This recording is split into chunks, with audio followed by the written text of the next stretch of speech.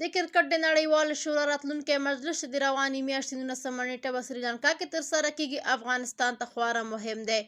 یو طرف د افغانستان د چمپیون ټرافۍ نه مخکې راتلونکو لوبو باندې بحث کیږي او ممکن اعلان هم شي چې نیوزیلینډ، بنګلادیش، زیمبابوې، ویسټ انډیز سره په مختلفو فارمټونو کې ترسره کیږي. بل طرف د استرالیا کرکټ بورډ نړیوال جام کې له ماتې وروسته افغانستان کې د بشري حقوقو او د افغانستان د ښځو د کرکټ موضوع راپورته کړي. استرالیا کې میشتو افغان نجونو د کرکټ نړیوال شورا ته برېښنالیک استولی او د همکارۍ غوښتنه تر کړې ده.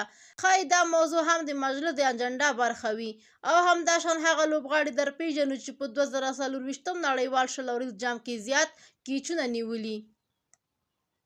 لومړی سوت افریقایي مارکرم دی چې 8 کیچونه نیولي دي.